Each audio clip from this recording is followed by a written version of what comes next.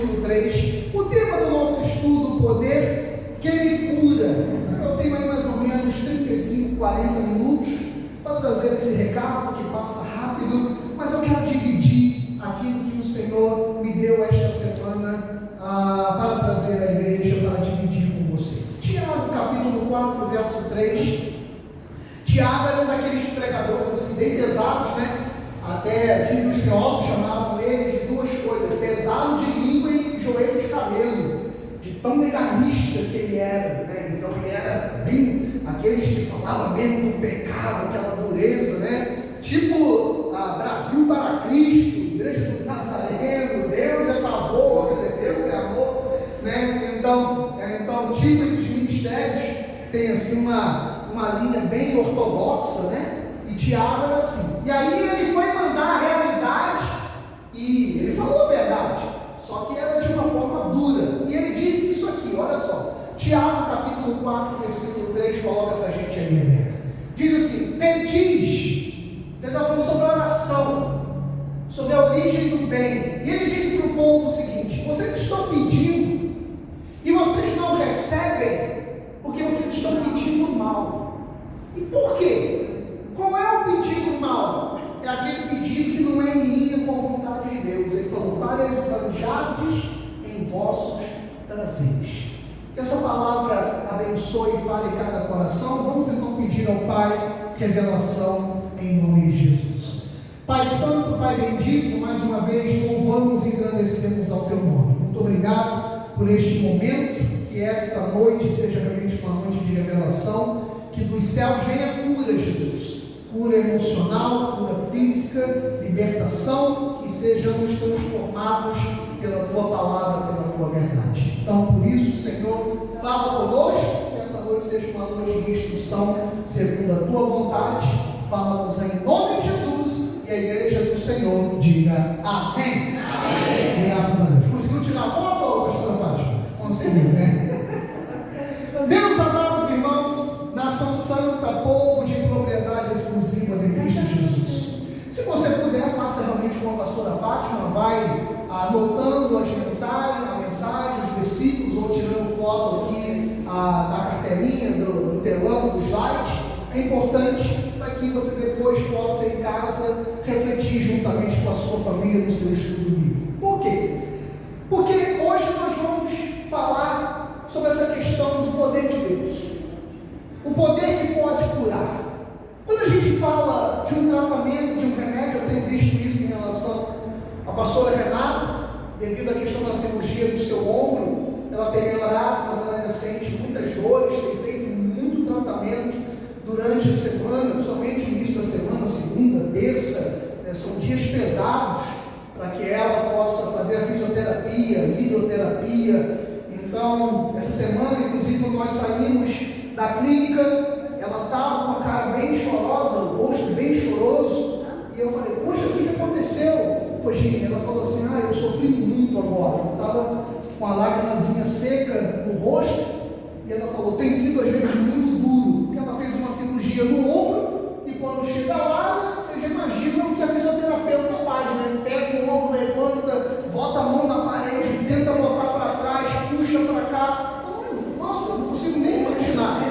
O irmão Ailson, que foi carniceiro do Miguel Couto, ele está vindo, né? Que trabalhou quase 50 anos em pronto-socorro no Rio, mas a cara dele rindo. Ele gosta, pastora Renata, olha lá, trabalhou lá em ortopedia nos hospitais públicos do Rio, ele está vibrando, pastora Renata.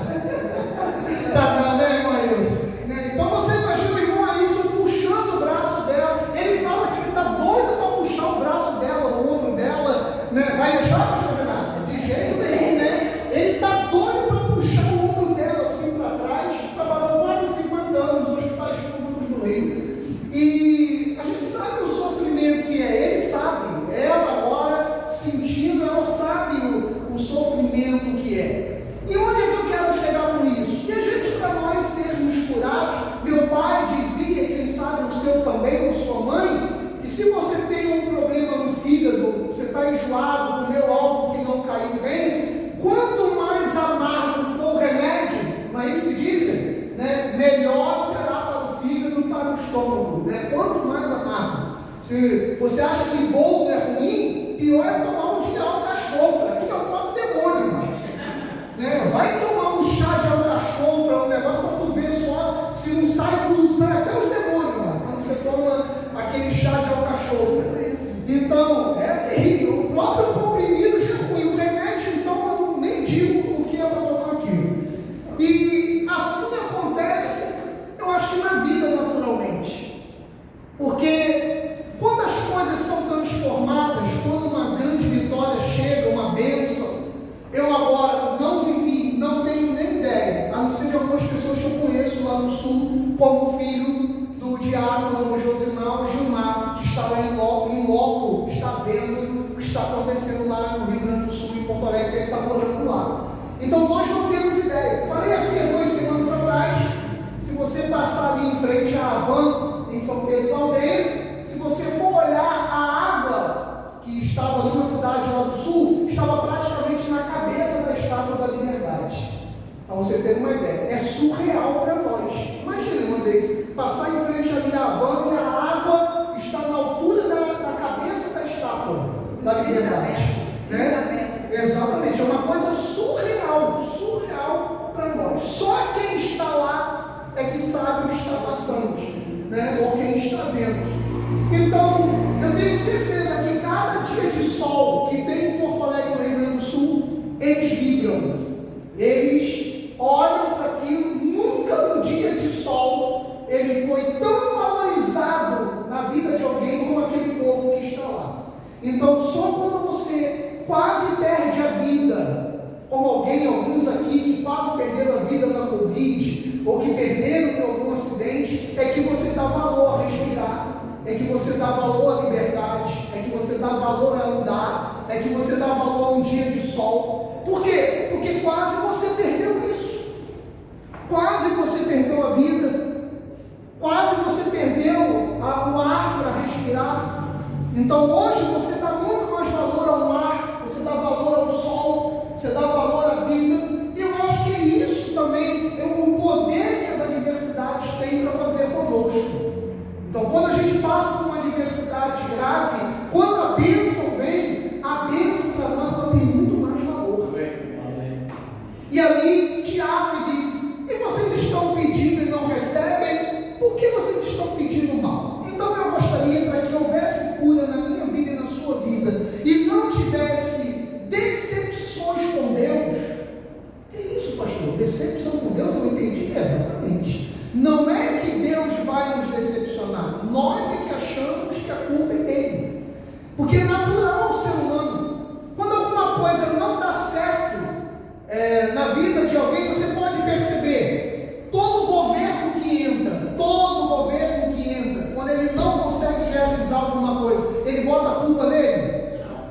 Não, porque na época das eleições todos eles têm solução. Mas quando ele entra, ele fala assim, que nem eu vi o governador do Rio Grande do Sul e o prefeito falaram numa entrevista lá. Ele falou: não, claro que nós temos a nossa situação, nós estamos investindo e tal, mas quando nós assumimos, já estava tudo dessa forma, desse jeito. Só que se eu fosse repórter, eu perguntaria assim: mano, tudo bem, mas nas eleições o Senhor falou que tinha solução. Então, o ser humano ele sempre coloca a culpa no anterior. E quando a gente não tem quem colocar a culpa, a gente coloca a culpa ou em Deus ou em Satanás. Porque o ser humano ele faz isso.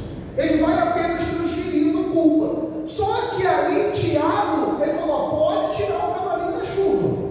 Se você está pedindo alguma coisa e não está recebendo, você não está recebendo porque você está pedindo mal. Porque você está pedindo fora da vontade de Deus. Então Deus não dá algo que não seja para a sua glória. Ainda há pouquinho Sebastião contou para mim uma história surreal. Porque uma irmã que ela conheceu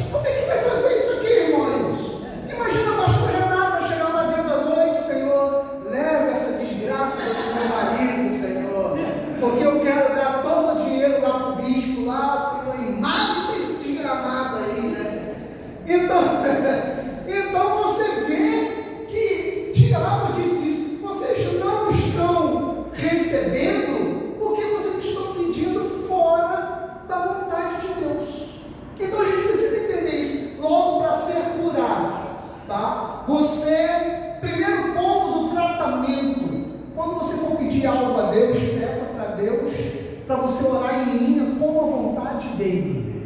Porque você andando em linha com a vontade dele, a bênção vai se manifestar mais rápido. Isso vai trazer o que? Cura. Vai te curar de decepções, inclusive se você tem vivido, entre aspas, da sua parte para ele, alguma decepção que você esteja dizendo que tem com Deus. Porque toda pessoa que critica Deus, que critica a Bíblia, que critica a palavra, são pessoas que têm problemas de relacionamento com Deus. Eu achei muito interessante alguns anos atrás, quando eu vi um pastor debatendo com um ateu. Ele debateu com um ateu, ele chegou no final e falou assim: sabe por que você é ateu? É exatamente o contrário, porque você ama mais a Deus até do que eu mesmo que sou pastor. Só que por você amar a Deus, você criou um ciúme de Deus, e você criou um ciúme de Deus que você queria Deus só para você mesmo, e aí você criou uma guerra com ele, por ele não ser apenas Deus, que você começou a dizer assim: Deus não existe.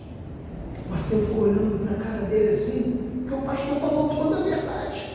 Você, na verdade, você criou uma decepção da sua parte para ele. Então agora você se protege dizendo: Deus não existe, eu não acredito em Deus, né? Então uma pessoa, ela criou essa decepção para Deus, então ela luta contra ele,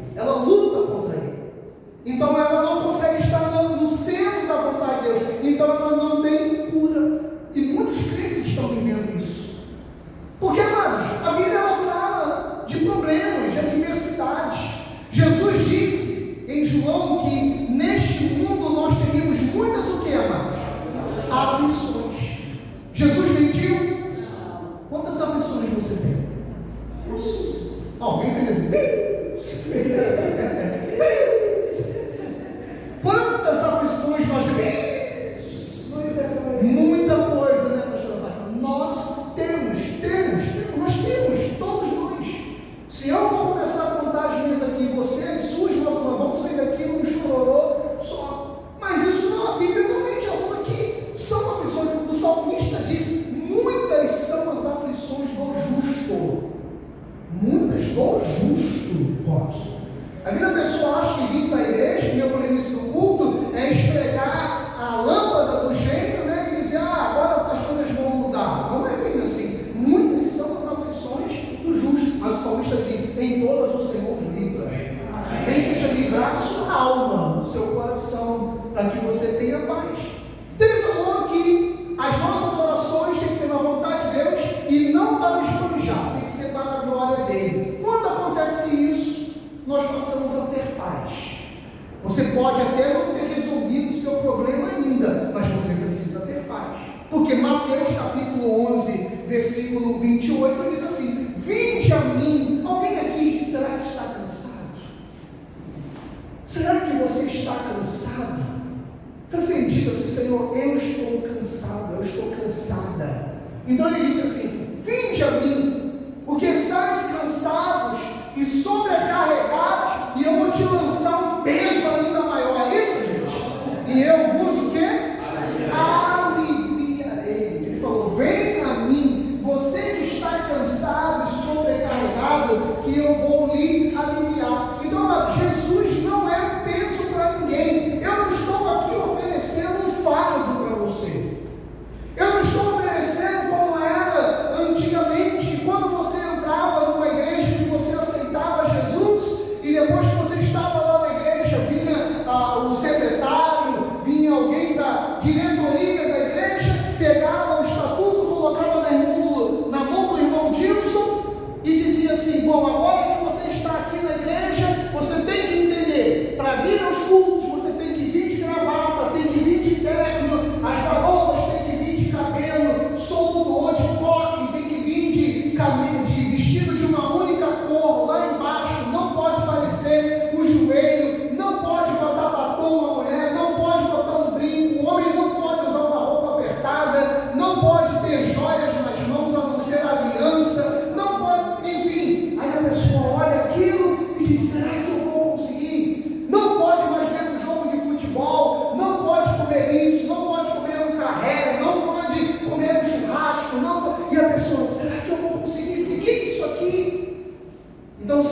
espiritual. Eu não estou te oferecendo aqui uma religião. Eu estou te oferecendo, entre aspas, Jesus. E ele falou: venha, aqueles que estão cansados, sobrecarregados, e eu vos aliviarei. 29, ele diz: tomai sobre vós o meu jugo e aprendei de mim. Ele não falou: não aprenda do sistema religioso, aprenda de mim, porque eu sou manso e humilde de coração, e você vai achar descanso. É isso que a gente procura. Ele não falou aqui: eu vou resolver os seus problemas. Ele falou: não, você vai achar descanso para a sua alma. Amém. A alma são os sentimentos, né? É a nossa essência. Você vai ter paz, você vai achar descanso. Versículo 30. Por quê? Porque o meu jugo é suave e o meu fardo ele é leve. Jesus não é peso, Jesus ele é alívio. Ele não quer apenas dividir o peso. Eu achei muito interessante num comentário bíblico que eu li isso aqui estudando essa semana. Porque às vezes o Robson pode estar andando lá com 3 sacolas de compra do Princesa e eu encontrar ele na rua e falar: poxa, Robson, me dá aqui pelo menos uma sacola dessa aqui. Aí ele pega aquela do tesouro, são 5 quilos de arroz, né? É tesouro. E ali ele, 50 reais, 60 reais, faz, é muita goma. E ali você pega aquela sacola de arroz e eu vou andando com ele. Eu vou dividindo o peso. Quando Jesus falou isso aqui, irmão Ailson, meu jugo é suave, meu fardo é leve, ele disse o seguinte: agora você pode colocar todas as sacolas nas minhas mãos, porque eu vou levar, você não precisa mais levar, eu levo. Ele disse: o meu jugo é suave e o meu fardo é leve. Então Jesus ele não divide com a gente, ele pega o peso para ele. Tá bom, pastor, o senhor falou agora que eu preciso confiar, que eu preciso lançar sobre ele o jugo, pedir certo. Tudo isso traz cura às nossas vidas, tudo isso traz cura.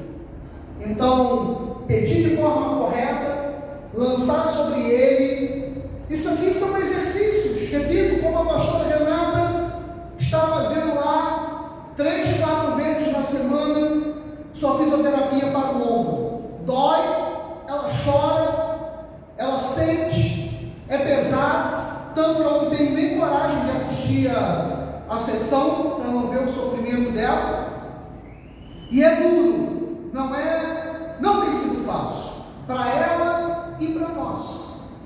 Então existem alguns processos para que a cura chegue.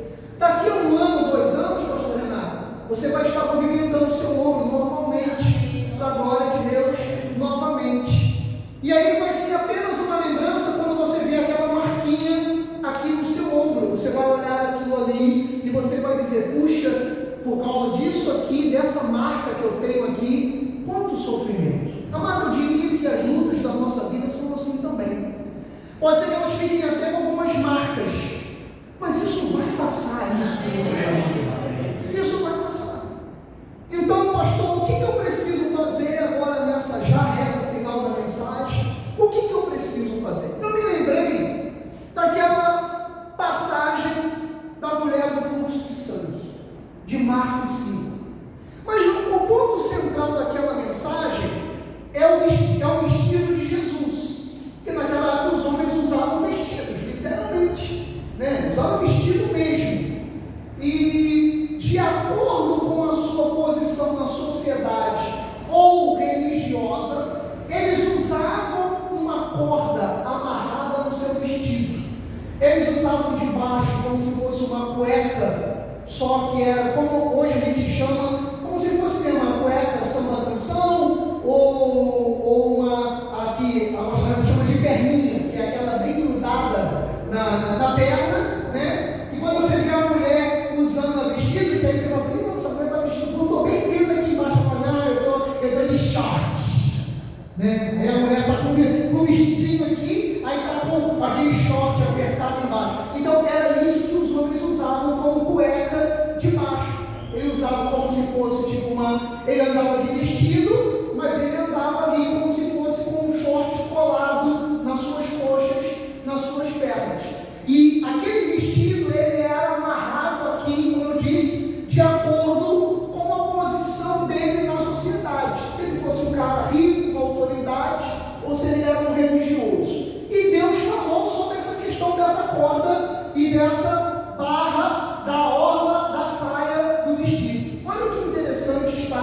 no livro de Números, não, deixa eu ver aqui, não, Números 15, coloca aí pra gente, cara. Números 15 e 37, olha o que o Senhor disse o Senhor a Moisés, 38, fala aos filhos de Israel e diz-lhes que nos cantos das suas vestes façam borlas pelas suas gerações, e as borlas em cada canto presas por um cordão azul. Então, aqueles que tinham autoridade dentro de Israel, eles iam usar aquele cordão que amarrava, ou aqui na borda, ele ia usar de cor azul.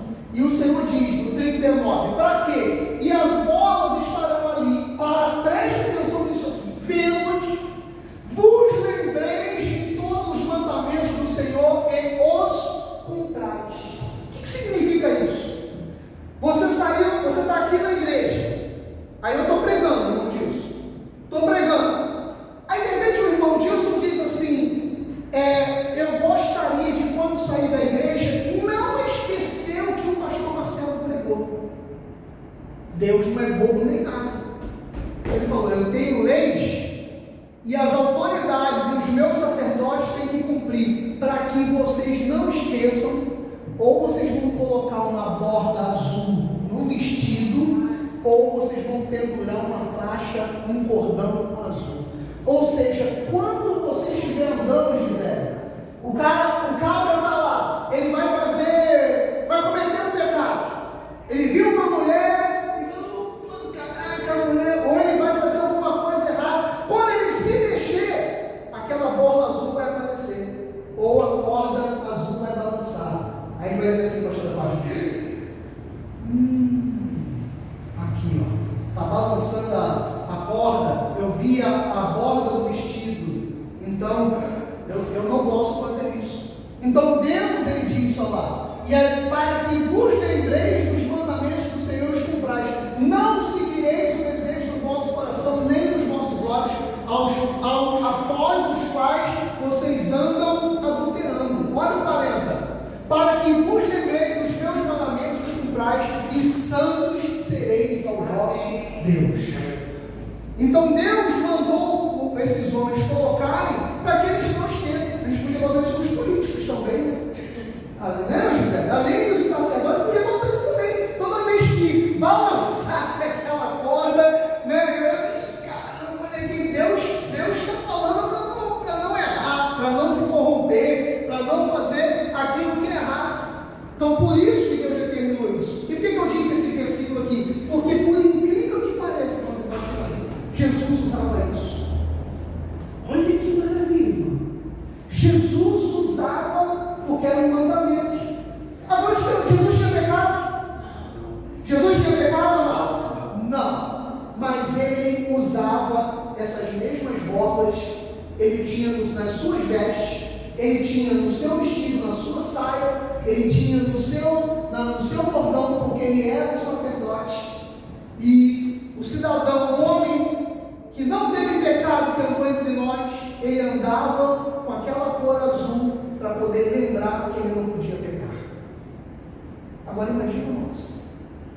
E onde o Senhor quer chegar, pastor Marcelo? Agora que você já sabe o porquê que a mulher tocou nas vestes dele, e onde tocou, agora a gente vai à passagem dela. Marcos 5, 25. Aconteceu que certa mulher que havia 12 anos, e o que eu acho interessante aqui nessa passagem, se você for ler o anterior, 24, 23, isso aqui é como se fosse um intervalo comercial na Bíblia. Pode ver lá, pastor Ricardo, porque a passagem anterior, isso aqui foram duas passagens interligadas.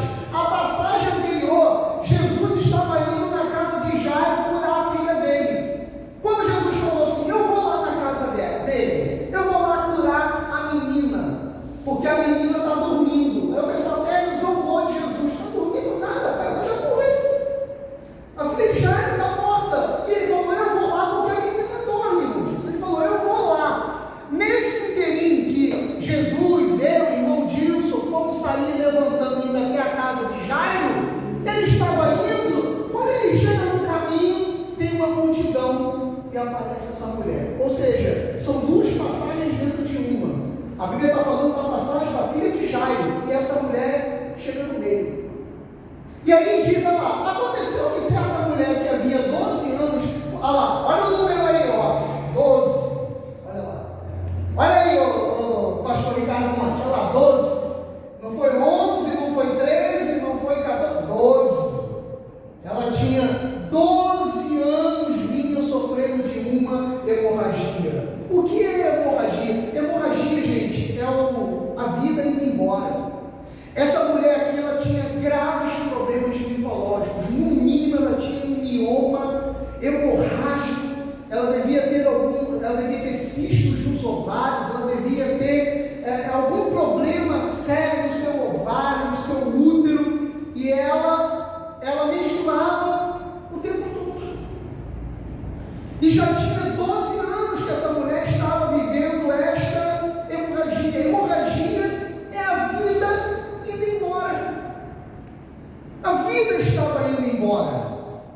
E agora ela precisava consertar isso.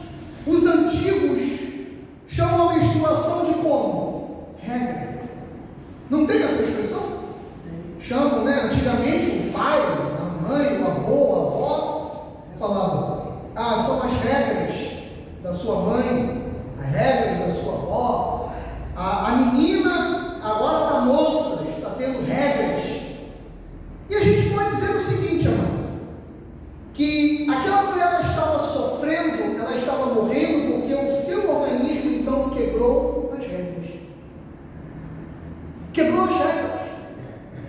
Então, se você quer viver o poder que cura na sua vida, se essas questões que nós colocamos, você tem que descansar no Senhor, você tem que entregar o fardo nas mãos dele, você tem ter paz, tentar encontrar paz em Jesus, tirar a culpa de cima dele, orar em linha com a palavra. Você quer ter um poder que cura na sua vida?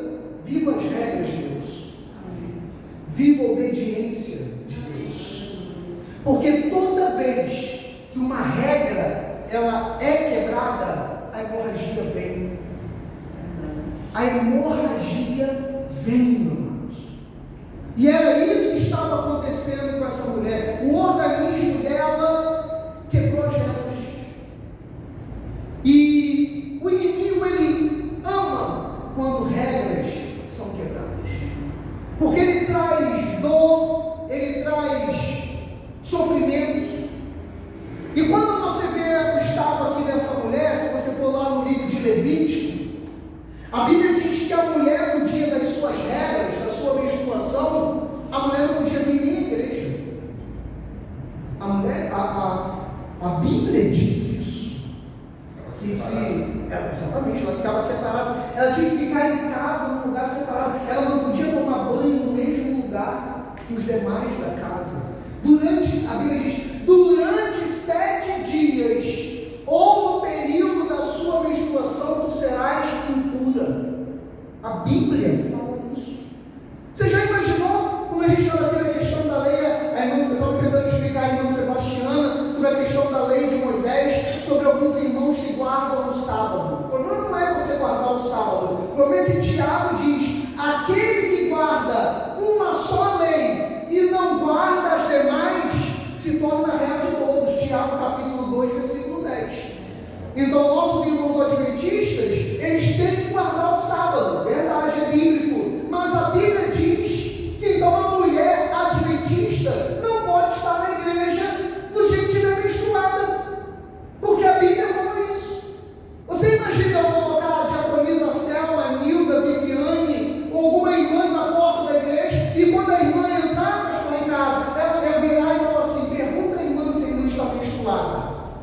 E aí aquela irmã vai chegar e dizer assim, irmã, com todo respeito, a irmã está naqueles dias, hoje você não pode entrar na igreja. Ué, tem que ter em toda a igreja isso. Então você tem que guardar o sábado, mas também não pode deixar a mulher estar em dia de menstruação e entrar na igreja. E a segunda quebra do mandamento, ele diz o seguinte, 6 dias trabalharás e no 7º descansarás. Isso. Que é o sábado. Exato. Eles descansam 2 dias, sábado e domingo. Sábado e domingo, já errou de novo. Sábado, porque o fato ali, ele lembrou bem, não é a questão do sábado, é que Deus criou um dia que você tem que descansar. Alguém aqui hoje trabalhou? Não.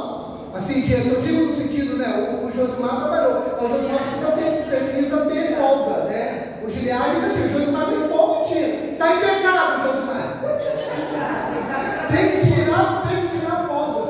Porque o que Deus determinou é que você tem que ter um dia de folga. Então pode ser aí no caso, como acontece com alguns, né, Rosa? Pode ser que a folga no caso seja na segunda, seja na terça, seja na quarta.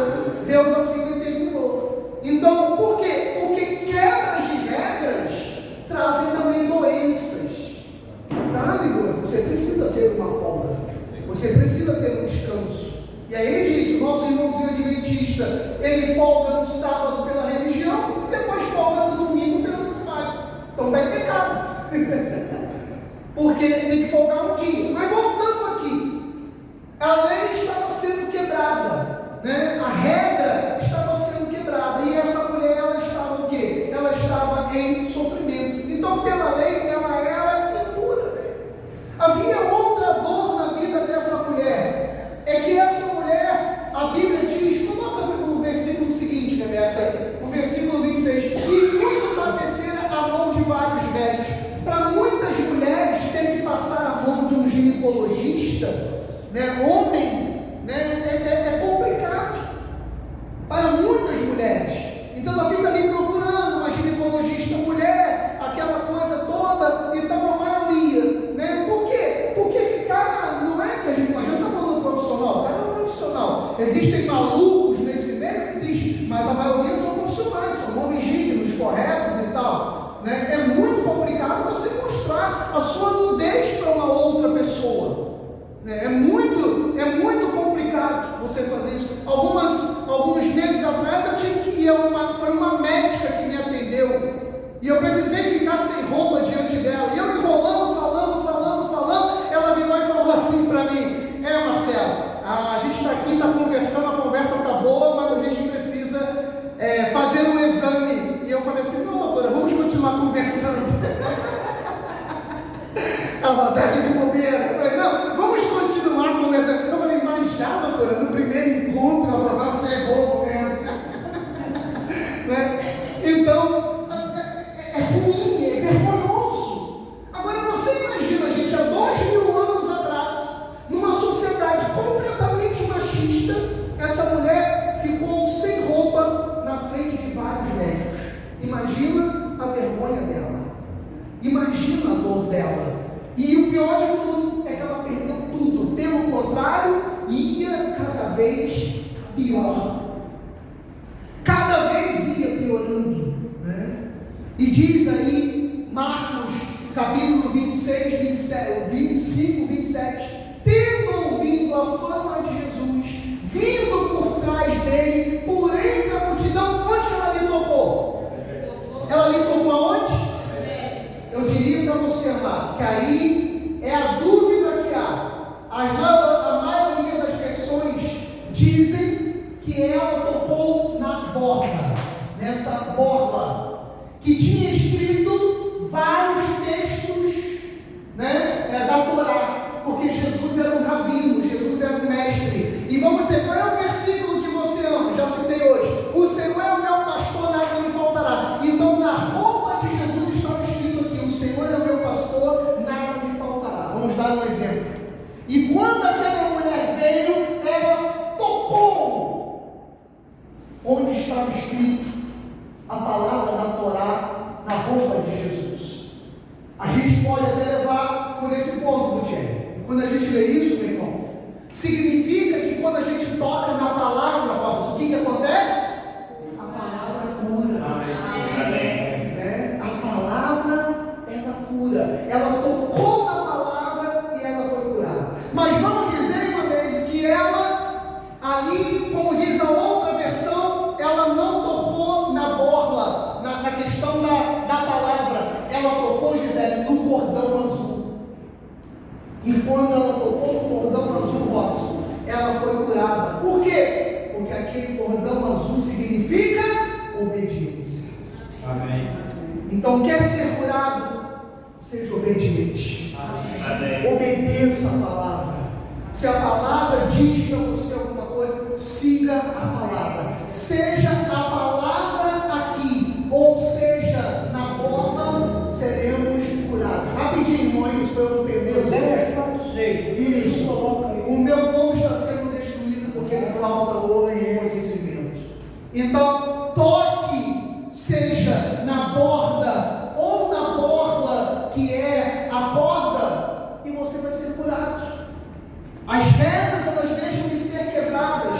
Ela não precisou que Jesus colocasse a mão nela. Achei muito interessante isso. Jesus não fez nada. Foi uma atitude de fé dela. Ela tocou nas vestes de Jesus e ela foi curada. Diz o versículo 28, porque ela dizia: se eu apenas lhe tocar as vestes, eu ficarei curada. Então eu não tenho dito isso. Se eu tocar apenas na palavra, eu vou ser curada. Se eu tocar apenas na corda, eu vou ser curada. Ou seja, se você tocar na palavra de Deus, a bênção chegará à sua vida. E se você andar na obediência, você também será curado.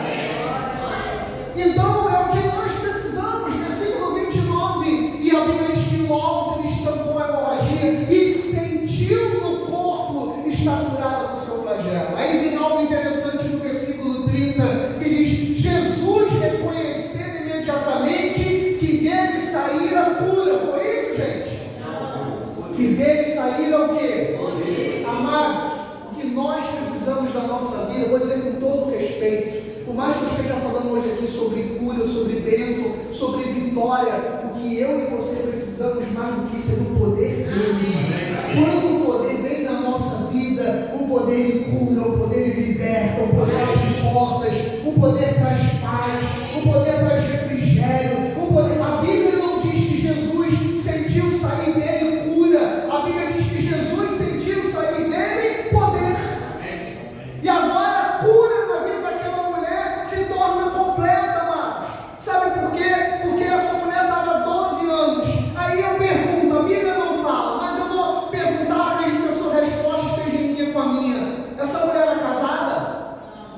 Essa mulher era casada? Ela tinha marido? E se tinha, era uma sociedade machista. Ó, ele se mandou. Quem é que ia ficar com uma mulher 12 anos menstruando, meu amigo?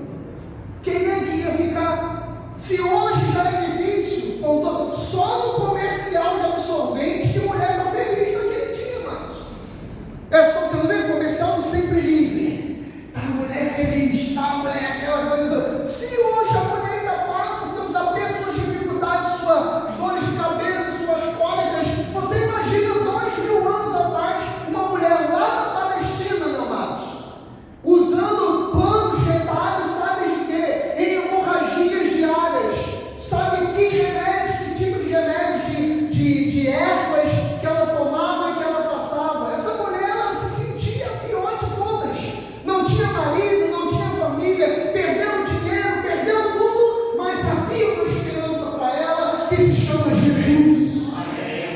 Como há uma esperança para você que se chama Jesus. E o Senhor reconheceu que saíra poder e ele perguntou: quem me tocou?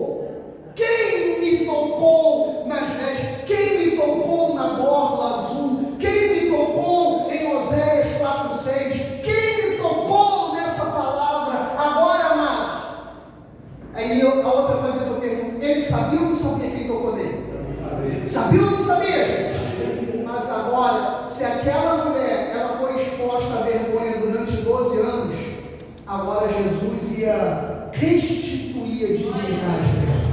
Ou seja, se ela foi reconhecida pelo que ela passou, agora Jesus queria, no meio da multidão, exaltar a dignidade dela. Foi por isso que ele perguntou. E diz o versículo seguinte, o 31, respondeu seus discípulos: pô, tem uma multidão aqui te tocando, e tu me perguntas quem me tocou? 32.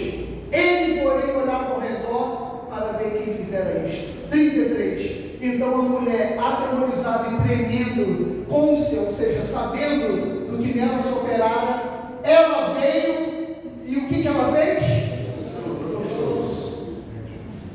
Quando a palavra chega à nossa vida, nós sentimos no nosso corpo o que aconteceu. Nós percebemos na nossa vida o que aconteceu. Essa semana você vai perceber na sua vida o que Deus vai fazer. Olha, esta semana, meu amigo, essa causa vai sair aquilo que você está orando, desejando. Você vai perceber, você vai estar cônscio, né? Você vai entender e vai vir aqui na igreja, vai se prostrar diante do Senhor, e ela declarou a verdade. E o que é tremendo para a gente terminar, gente, ela não fez nada. Como diz aqui meu querido irmão Gilson, sempre da sua sabedoria, ele fala: papai está aqui do meu lado, não é isso, irmão Gilson? Está sempre aqui.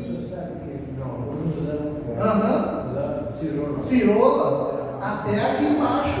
Então, a roupa, né, sendo ali a proteção da dignidade, e como ele diz, o Senhor está aqui do meu lado. E ela chegou diante do Senhor e ela declarou-lhe toda a verdade. E a gente termina com 34, quando Jesus disse assim, e ele lhe disse: filha, a tua fé te salvou. Amado, eu não sei o que eu e você estamos passando sim um momento difícil, não é fácil, as notícias são horríveis, a gente vê no sul, na economia do país, mas uma coisa eu tenho certeza, a nossa fé, que é a fé de Deus, vai nos salvar, vai trazer a cura, vai trazer a paz, vai trazer a prosperidade. E ele disse: filha, tua fé te salvou, vai em paz e fica livre do teu mal. Que essa noite, ao sairmos daqui, o mal fique para trás.